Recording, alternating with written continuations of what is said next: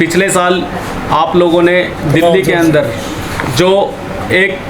9 साल की बच्ची के साथ जो दरिंदगी जो दिल्ली कैंट के एरिया के अंदर की गई थी, आप सभी उस न्यूज़ से परिचित हो, क्योंकि आप सभी ने वहाँ पर आकर उस मुद्दे को बहुत अच्छे से उठाया। आपने अपना कर्तव्य निभाया, लेकिन मैं आपको बता देना चाहता हूँ कि दिल्ली कैंट की गुड़िया को आज पूरा 1 साल हो चुका है, और इस 1 साल के अंदर जिस दिन वो प्रोटेस्ट वहाँ पर शुरू किया गया था, जब हमें बच्ची के बारे में पता चला, मैं डे 1 से वहाँ पर था, मतलब मैं रात को ही वहाँ पर चला गया था। मुझे वहाँ पर जाने के बाद पता चला कि थाने के अंदर ही माँ बाप को बिठा लिया गया था, और उसके बाद हमने कैसे जद्दोजहद के साथ में हमने वहाँ पर पूरे अपने ताकत के साथ, हमारे और भी साथी हमारे साथ में थे, हमारे सुनील अंजाना भाई बिरजू पहलवान, दीपक पारचा, जसविंदर पहलवान, ऐसे और भी हमारे बहुत साथी थे। तो हम लोग वहाँ पर पहुँचने के बाद रात को उस गांव के बाहर ही हम बैठ गए थे, क्योंकि हमारे अंदर गुस्सा बहुत ज़्यादा था। हमारे समाज की एक बेटी थी, उस बेटी के साथ पहले तो शमशान घाट के पुजारी ने उसके साथ बलात्कार किया, फिर उसको मारा ही नहीं, वो बच्ची की सांस चल रही थी, एक जलती हुई चिता के ऊपर उस बच्ची को लिटा दिया था, उसको वहीं जला दिया था। तो हम जब वहाँ पर बैठे तो बहुत बड़े बड़े चेहरे, जब वहाँ पर पूरा आंदोलन चक्का जाम हो गया, बहुत बड़े बड़े चेहरे वहाँ पर आए, बहुत बड़े बड़े नेता आए। वहाँ पर अरविंद केजरीवाल जी भी आए, सीएम साहब दिल्ली के, राहुल गांधी जी भी आए कांग्रेस से, बीजेपी पार्टी तो वहाँ पर ऐसे आ रही थी जैसे कि पता नहीं कैसे क्या मतलब बवाल मच रहा हो, और सारी करामात सभी को आप लोगों को पता भी है कि वहाँ पर क्या चला। 14 दिन के उस धरने प्रदर्शन के अंदर ऐसे षड्यंत्र रचे गए, हम लोगों को टारगेट किया गया, और ये सारा काम करवा कौन रहा था? बीजेपी, उसके दलाल और आरएसएस के कुछ दलाल वहाँ पर पहुँच के, हमारे भी समाज के कुछ उसके अंदर दलाल थे, मैं नाम नहीं लेना चाहता उन लोगों का, लेकिन हमारे पूरे समाज को उनका चेहरा भी सामने आ गया था। मैं उन लोगों से पूछना चाहता हूँ जो दिल्ली कैंट के अंदर बहुत बड़े बड़े नेता वहां पर आके अपनी अपनी वाहवाही लूट कर गए थे, वाहवाही अपने चेहरे चमका कर गए थे, मैं उनसे पूछना चाहता हूं कि आप लोगों के इतने बड़े चेहरे, इतने बड़े नेता, और प्रेजेंट में एमपी, सीएम, पार्षद, विधायक होते हुए आप लोगों की इतनी ताकत नहीं थी, क्योंकि दलित की बच्ची थी, आज उसको 1 साल हो गया, 15 तारीखें लग गई, और आज तक चार्ज तक ये मतलब उन चारों आरोपियों पे चार्ज तक नहीं लग पाया। ये बहुत बड़ी बात है, और इसको मैं इतना शौक मैं इसलिए नहीं हूँ क्योंकि ये जो बच्ची थी ये एक दलित की बेटी थी, इसलिए उसके साथ ये अन्याय होना लाजमी है। मैं आप लोगों से हाथ जोड़कर मैं विनती उन लोगों से करना चाहता हूँ जिन लोगों ने अपना घर परिवार त्याग कर, अपना सारा सब कुछ खाना पीना सब कुछ छोड़ के, अपने घरों को छोड़कर जो हम लोगों के साथ वहाँ पर धरना प्रदर्शन करके बैठे हुए थे, दिन रात एक कर रखी थी। काफ़ी साथियों के, हमारी महिलाओं के, बहनों की तो वहाँ पर नौकरियाँ तक छोड़ने पर मजबूर हो गए, वे नौकरी पे भी मतलब उनकी जॉब भी छूट गई, लेकिन उन्होंने उस बच्ची को न्याय दिलाने के लिए कोई कसर नहीं छोड़ी, वो दिन रात वहाँ पर डटे रहे। मैं उनको सैल्यूट करता हूं, और उनसे मैं एक रिक्वेस्ट भी करना चाहता हूं कि आप लोगों की जो मेहनत थी, हमने जिन लोगों पे भरोसा किया, हमारे भरोसे को तोड़ दिया गया, और जैसा कि ये चलता हुआ पहले से आ रहा है, हम लोगों के साथ षड्यंत्र करके जो हम लोगों को बेवकूफ़ बना दिया जाता है, और हमारे ही लोगों को दलाल बनाकर वहाँ पर भेजकर हम लोगों के साथ समझौते कर दिए जाते हैं कि हम आपके साथ में दिन रात खड़े हैं, इस केस के अंदर पूरी जान लगा देंगे। राहुल गांधी जी ने कहा मैं शुरू से लेके एंड तक इस परिवार के साथ खड़ा रहूँगा। कहाँ है राहुल गांधी जी? केजरीवाल साहब ने कहा 10 लाख रुपए इस बच्ची को मुआवजा दिया जाएगा, और दिन रात इस बच्ची के साथ खड़े रहेंगे, दोषियों को फांसी दिलाएंगे, और हम खड़े रहेंगे। ये वही केजरीवाल साहब हैं जब बहन निर्भया के साथ जब ये कांड हुआ था, हम लोगों ने भी चक्के जाम किए थे और सड़कों को जाम किया था, केस भी अपने ऊपर लगवाए। हमने कोई भेदभाव नहीं किया क्योंकि वो देश की बेटी थी। लेकिन केजरीवाल साहब ने रात को कोर्ट खुलवाकर उनकी पैरवी करवाई। और आज केजरीवाल साहब कहां पर है, जो बाबा साहब का फोटो अपने साथ में लगाकर, अपने ऑफिसों में लगवाकर, पंजाब के अंदर हम लोगों के साथ में जो बाबा साहब का चेहरा, जय भीम का नारा लगाकर और भगत सिंह का चेहरा जो लगाकर हमारे साथ जो षड्यंत्र कर रहे हैं, आज वो केजरीवाल साहब कहां हैं। 10 लाख रुपए हमारी बच्ची की एक, मतलब आप लोगों ने एक माइंड सेट कर रखा कि ये मतलब इतने में बिकने वाले लोग हैं। खुले में आप 10 लाख रुपए मुआवजा देने की बात करते हो। हमें 10 लाख रुपए नहीं चाहिए, हमें उन चारों को, दरिंदों को फांसी चाहिए। बाद में आदेश गुप्ता जी वहाँ बीजेपी के अपने प्रदेश अध्यक्ष जी भी आए, हमारे हंस सांसद महोदय प्रेजेंट के वो आए, क्यों, और वो उन्होंने तो आकर ये बोला कि मोदी जी ने मेरे को भेजा है आप लोगों की समस्या सुनने के लिए, हम आपके साथ में खड़े हैं। और मोदी जी, प्रधानमंत्री जी बड़े हितैषी हैं दलितों के, तो उन्होंने मुझे भेजा है कि मेरे समाज की, मेरी बेटी के साथ में ऐसा जघन्य अपराध हुआ है, तो मैं आपके साथ में खड़ा हूं। और हमें अपने ऑफिस पे बुलाया भी गया, और मैं बता नहीं सकता कि हमें किस लिए बुलाया गया, लेकिन हमें एक षड्यंत्र की बू शुरू से ही आ रही थी। हम लोगों के बीच में घुसकर, हम लोगों के ही साथी बनाकर हमारे उस धरने प्रदर्शन को वहां से खत्म कर दिया गया। गुंडे बदमाश भेजे गए, और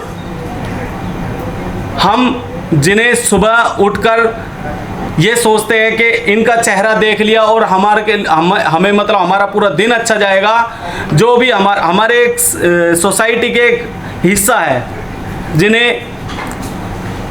मतलब हिजड़ा जिनको बोलते हैं, उन तक को बुलाकर आरएसएस के अंदर जो आरएसएस के लोग थे उन तक को बुलाकर हमारे स्टेज को तोड़ दिया गया। मैं तो सैल्यूट करता हूं उस नांगल गांव की उस महिलाओं को,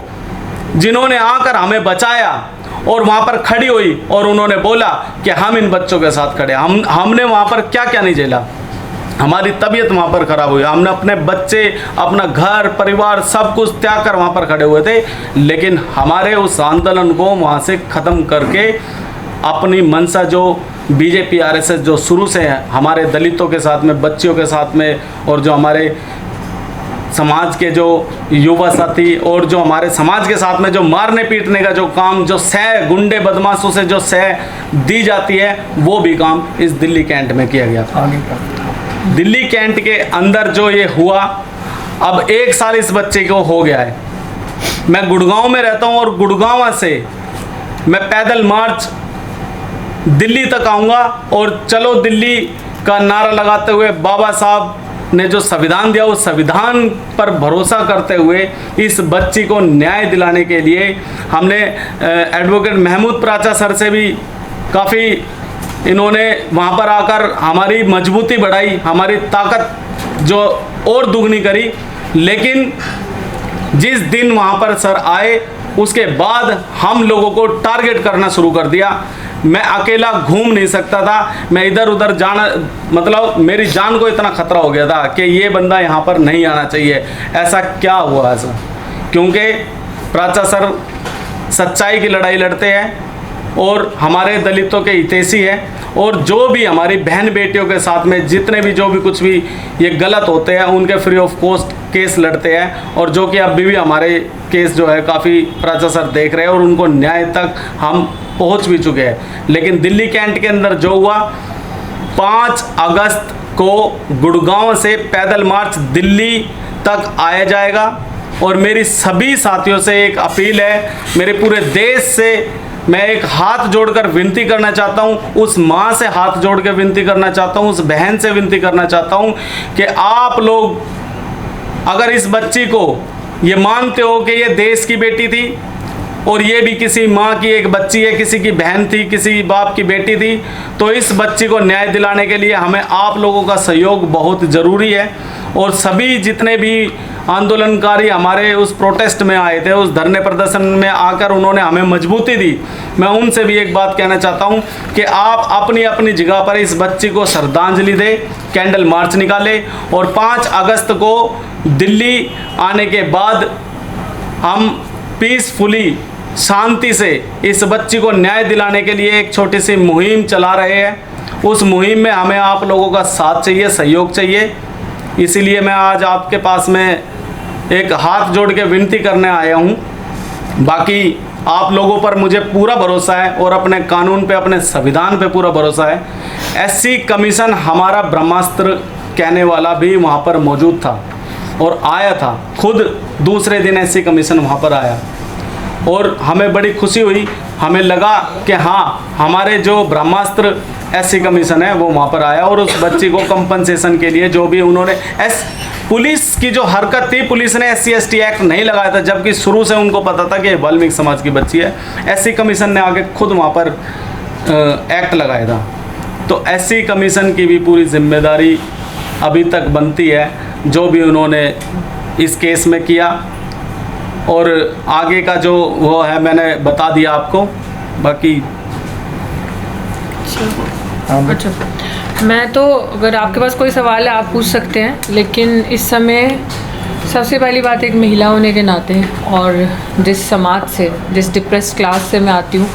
बड़ा ही हैरानगी लगती है और बड़ा दुख पहुँचता है ये सब देखते कि आप सबको पता होगा कि जब निर्भया कांड हुआ था तो किस तरीके से देश एक हो गया था। जैसे विकास ने बताया, मैं वो चीज़ दोहराऊंगी नहीं। अब इस समय जो प्रेजेंट सिनेरियो और जो माहौल है, जिस तरीके से संसद में आप लोग देख रहे हो, औरतें जो चिल्लाती हैं बार बार ये कहकर किसी को कि माफ़ी मांगो, माफ़ी मांगो, माफ़ी मांगो, सिर्फ माहौल ख़राब करने के लिए, असली मुद्दों से भड़काने के लिए। क्योंकि मुद्दा है सुरक्षा, शिक्षा, रोज़गार का, मुद्दा है बेटियों का, बेटियों की सुरक्षा का, मुद्दा है दलित आदिवासियों के साथ जो बढ़ते अत्याचार हो रहे हैं उन पे बात करने का, मुद्दा है कि जिस तरीके से दिन दहाड़े लूट मच रही है, जिस तरीके से देश को बेचा जा रहा है, बोलियाँ लग रही है वो। लेकिन उन सारी चीज़ों से भड़काने के लिए जिस तरीके से आज इस तरीके की महिलाएं आवाज़ उठाती हैं, वही महिलाएं, अगर मैं बात करूं जो भी संसद में एक तमाशा हुआ है, मैडम स्मृति ईरानी ने, वो महिला जो चिल्ला चिल्ला कर कहती थी बेटी बचाओ, बेटी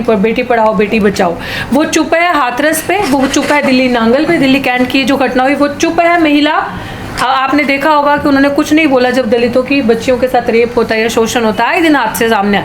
आते हैं, महिलाओं के साथ ये हो गया, बच्ची के साथ ये हो गया। वो महिला बहुत कन्वीनियंटली चुप है और कन्वीनियंटली उनको ये केसेस नहीं दिखते हैं। लेकिन मुझे ऐसा लगता है कि हम किसी से गिला शिकवा क्या करें, क्योंकि वो लोग उस जगह पे बैठे ही हमारा शोषण करने के लिए, वो लोग उस जगह पे बैठे हैं हमें लूटने के लिए। हमारे साथ इस तरीके से चीज़ें कहीं ना कहीं यही लोग करवाते हैं, ताकि हम जो दबे कुचले लोग हैं, जिनके मुँह में ज़ुबान है, जो कुछ शिक्षा के माध्यम से पढ़ लिख कर सामने आकर बोल रहे हैं, हमारी किस तरीके से ज़ुबान बंद हो जाए। ये जो हम बोल पा रहे हैं, हम लोग भी डर जाए और हम ये बोल ना पाए। लेकिन सबसे बड़ी जिम्मेदारी अगर किसी की बनती है ना, जैसे विकास ने भी कहा कि बहुत सारे लोगों ने उस समय साथ दिया था जब ये दिल्ली कैंट की घटना हुई, किसी साजिश के तहत इस चीज़ को ख़त्म कर दिया। लेकिन सबसे बड़ी जिम्मेदारी हमारे समाज की बनती है कि उस बच्ची को आज 1 साल हो गया, अभी तक न्याय नहीं मिला, अभी तक जो आरोपी हैं 4 उनको फांसी नहीं मिली। क्या न्याय हो सकता है? आप मीडिया वाले हैं, आप पत्रकार हैं, आप देखते हैं ज़मीन पे कि क्या हो रहा है, आप बता सकते हैं न्याय क्या हो सकता है? क्या उस बच्ची के लिए न्याय फांसी नहीं होनी चाहिए? जिन आरोपियों ने, उस बच्ची के लिए इमीडिएट फास्ट ट्रैक से कोई ऐसा कानून होता, किसी चीज़ को इम्प्लीमेंट, आई थिंक बेहतर बता पाएंगे सर, हमारे साथ एडवोकेट महमूद प्राचा जी हैं, वो बेहतर बता पाएंगे कि इसमें किस तरीके का न्याय होना चाहिए था और किस तरीके की सज़ा उन 4 आरोपियों को होनी चाहिए थी। क्योंकि मेरी नज़र में, मैं इस तरीके से देख पा रही हूँ एक महिला होने के नाते और इस समाज से आती हूँ, कि अगर उनको न्याय मिला होता तो उसके बाद की जो घटना है शायद वो नहीं होती, उसके बाद रोक लग जाती, उसके बाद इस तरीके की घटना में एक दहशत फैलती, एक डर आता। तो कहीं ना कहीं इस तरीके के केसेस को निगलेक्ट करना क्यों? क्योंकि वो जो आरोपी हैं वो ऊंची जाति से हैं, वो आरोपी मंदिर के पुजारी हैं, तो जाहिर सी बात है मंदिर का पुजारी कोई दलित तो हो नहीं सकता, तो वो आरोपी ब्राह्मण है। तो वो अगर ब्राह्मणों को बचाने की ये साजिश है तो ये सरकार की और प्रशासन जो भी है पूरी मिलीजुली साजिश है। और इस सरकार की मैं एक और चीज़ कहना चाहती हूँ, एक महिला मतलब आप बेशर्मी से ये कह देते हो कि किसी एक महिला को, बहुत अच्छी बात है, हम सब पूरे देश को इस चीज़ से खुश होना चाहिए कि पहले जो हमारे राष्ट्रपति थे वो दलित समाज से थे, कोविंद जी, इस बारी द्रौपदी मुर्मू जी जो हमारी राष्ट्रपति है, बनी है, प्रेसिडेंट ऑफ इंडिया, ये एक आदिवासी समाज से, बहुत खुशी की बात है। अब आप पत्रकार हैं, आप ज़मीन पर जाकर देखिए और इस चीज़ का मुझे बताइएगा और पूरे देश को भी इसके अंदर आप इस वीडियो के बाद आप डेटा भी डालिएगा कि आदिवासियों की ज़मीन जो उनसे दिन दिहाड़े बेईमानी करके छीनी जा रही है और किस तरीके से पूंजीपतियों के हाथ में दी जाती है, वो ज़मीनें अपने कॉर्पोरेट दोस्तों के हाथ में दी जाती है, लूटिंग होती है, दिन दिहाड़े उनके हकों का हनन होता है, किस तरीके से आदिवासियों की बच्चियों के साथ रेप होता है, मोलेस्टेशन होता है, किडनैपिंग होती है। अभी लेटेस्ट दलित की बच्ची जो आप देख रहे होगे, वीडियो वायरल हो रही है, उस बच्ची को स्कूल जा रही थी और उस बच्ची के माँ बाप को मारा, उस बच्ची को मारा, उस बच्ची के अंदर खौफ पैदा कर दिया कि तू दलित है, तू पढ़ेगी, तुम पढ़ोगी। तो ये दिक्कत है, दलितों के साथ जो बढ़ते अत्याचार है उन पे बहुत कन्वीनियंटली ये सरकार चुप है और सबसे बेशरम। I am not anti women but I have to say this here, कि ये जो औरतें जो बैठी हैं वहाँ पे सरकार के अंदर, वो बहुत कन्वीनियंटली चुप्पी साधे बैठ जाती हैं और भूल जाती हैं कि दलित महिला भी एक इंसान है इस देश के अंदर, उनके लिए भी आवाज़ उठानी है। तो उनके ऊपर खैर it's a long debate, let's not go there. But अभी जो इन्होंने कहा कि हम 5 अगस्त को हम एक मार्च निकाल रहे हैं, बहुत इंपॉर्टेंट मार्च है वो, एक सिंबॉलिकल, एक इस तरीके की मार्च है जो एक सॉलिडारिटी का हमारा एक प्रमाण देगी, हमारी आपसे सॉलिडारिटी का। तो मैं उन सबको बोलूंगी जो गंदी राजनीति यहाँ करके चले गए, जिन्होंने दफ्तरों में बड़ी बड़ी बाबा साहेब की पिक्चरें लगा दी, बाबा साहेब के नाम से जो दुकान चलाते हैं, क्योंकि उनको पता है बहुत अच्छे से, चाहे वो भाजपा के लोग हों, चाहे वो RSS के हों, और इनके RSS हैं, चाहे वो कांग्रेस के हैं, चाहे वो आम आदमी पार्टी के लोग हैं, इन सबको बहुत अच्छे से पता है कि बाबा साहेब से बढ़कर लीडर ना कोई था, ना कोई है और ना कोई होगा। तो उनको, जिसने ना कि सिर्फ इंडिया में रिकॉग्नाइज लीडर हैं, जो कि विश्व रत्न हैं, जिनको विश्व में भी रिकॉग्नाइज किया है, अगर उनके नाम का हम दुकान चलाएंगे तो वो दुकान बहुत अच्छी चलेगी हमारी, क्योंकि मीडिया इनके पास है, पैसा इनके पास है, ताकत इनके पास है, ये लोग उनका नाम बेचते हैं। बट इस समय हमारे समाज की जिम्मेदारी बनती है कि सड़क पे इतनी तादाद में निकल कर आओ, इस सॉलिडारिटी वाली मार्च को इतना सक्सेसफुल बनाओ ताकि इन लोगों को पता चले कि इस समाज के अंदर कितनी ताकत है और ये समाज कितना जागरूक है, जो अपनी बच्ची को भूला नहीं है। अपनी बच्ची को ना हम भूले हैं, तो ये हमारी शांति में सॉलिडारिटी की एक मार्च होगी 5 अगस्त को। हम सब इसमें निकलेंगे और हम अपनी सॉलिडारिटी दिखाएंगे और हम न्याय की अपील करेंगे कि उन आरोपियों को जल्द से जल्द फांसी हो, और भी जो दलाल, जो बेईमान, जो समाज के ही लाइजनिंग करते हैं जाके, उनको भी एक हमारा मैसेज है कि अब हम निकल चुके हैं अपनी बच्चियों की इज्जत बचाने के लिए, अपने हकों के लिए, अपने हकों का हनन नहीं होने देंगे। तो अब अगर समाज का भी कोई इस तरीके से गद्दारी करेगा समाज के साथ, उसको भी हम पकड़ के लेकर आएंगे और उसको भी सबके सामने एक्सपोज किया जाएगा, और उसके खिलाफ भी हम इस तरीके से मुहिम चलाएंगे और प्रोटेस्ट करेंगे, और उसको भी जेल की सलाखों के पीछे पहुंचाया जाएगा जो समाज का गला काटेगा। तो बस मैं यही चीज़ें कहना चाहती हूँ कि I think sir you can throw light कि आगे हम इसको किस तरीके से। मैं तो एक ही बात कहना चाहूँगा कि ये जो दिल्ली कैंटोनमेंट में घटना हुई उस छोटी बच्ची के साथ, ऐसी घटनाओं की सबसे बड़ी जिम्मेदारी पूरे समाज की आती है, और उसमें सबसे बड़ी गलती हम जैसे जो अपने आप को बाबा साहब डॉक्टर भीमराव अंबेडकर का समर्थक कहते हैं, उनकी मैं सबसे बड़ी गलती मानता हूँ। और वो गलती ये है कि हम लोग एक के बाद इतनी घटनाएं हो जाती हैं, उसमें इतना दब जाते हैं कि हम भूल जाते हैं। तो आज का विकास जी और ऋतु जी ने जो बात कही, ये है कि हम भूलेंगे नहीं,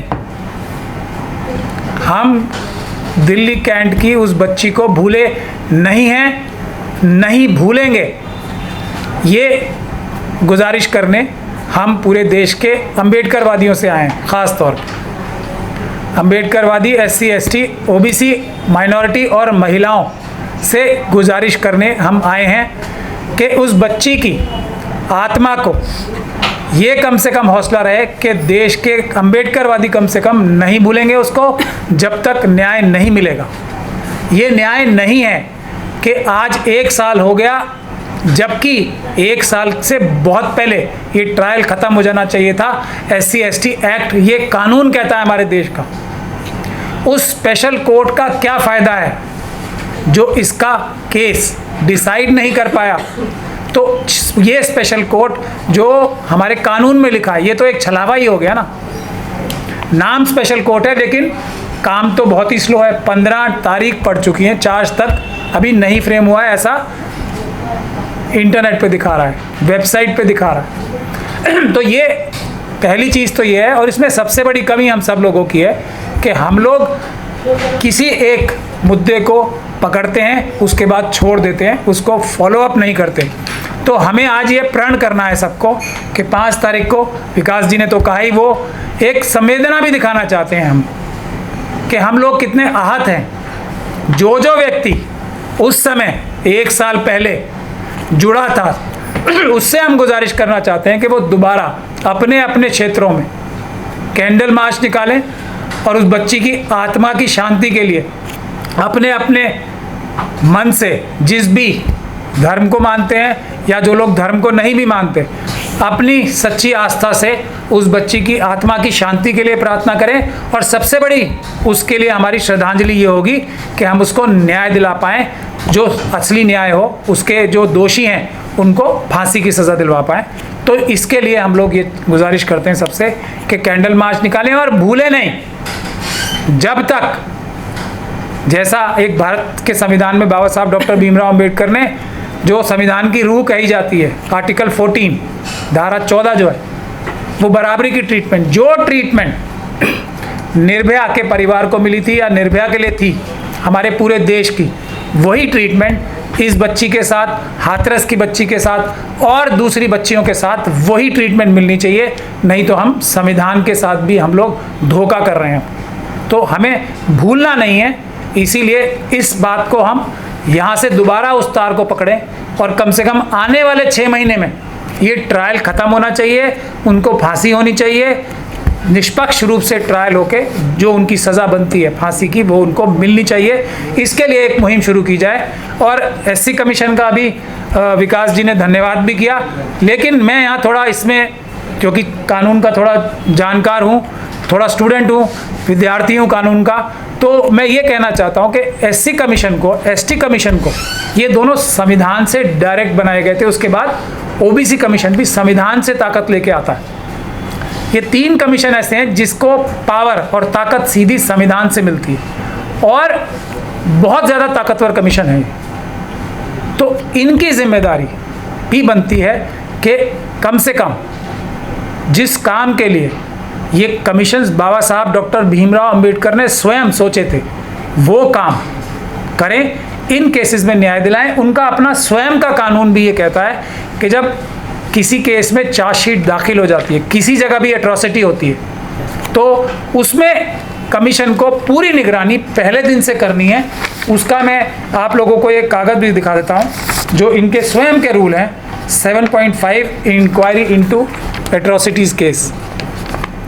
तो इस कानून का ही अपना पालन कर ले। ये जो लाल निशान मैंने लगा रखे हैं, अगर ये इस कानून का ही पालन कर ले एससी के कमीशन और एसटी कमीशन और ओबीसी कमीशन, कम से कम अपनी बच्चियों के लिए, तो मैं समझता हूँ देश की ये जो आज हमारी बच्चियाँ खतरे के माहौल में जी रही हैं वो ख़त्म हो जाएगी। तो पूरी निगरानी करने का जब तक के केस ख़त्म नहीं हो जाता, जिम्मेदारी स्वयं एससी कमीशन, एसटी कमीशन के कानून में ही लिखी हुई है, उनके रूल्स में और रेगुलेशन में लिखी हुई, जो भारत सरकार ने गज़ट नोटिफिकेशन से जारी किया। तो मैंने आपको यही गुजारिश की। आखिर में मैं राष्ट्रपति महोदया से ये गुजारिश करना चाहूँगा कि वो इसी केस को, उनके जो राष्ट्रपति भवन है उससे कुछ ही किलोमीटर दूर इस बच्ची के साथ इतना बड़ा अन्याय हुआ है, तो वो कम से कम इस केस को अपनी पर्सनल इंटरेस्ट दिखाकर इस केस को न्याय दिलवाने में अपनी पर्सनल इंटरवेंशन करें। यदि मेरे दोनों साथी इस बात से एग्री करते तो हम तीनों मिलके और पूरे देश की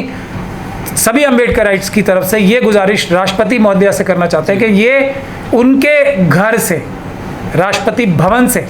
कुछ ही किलोमीटर की दूरी पे ऐसा हुआ है, तो पूरे देश और दुनिया में एक मैसेज जाएगा कि अब जो हमारे जो राष्ट्रपति आए हैं, जो हमारे राष्ट्रपति महोदय अब हैं,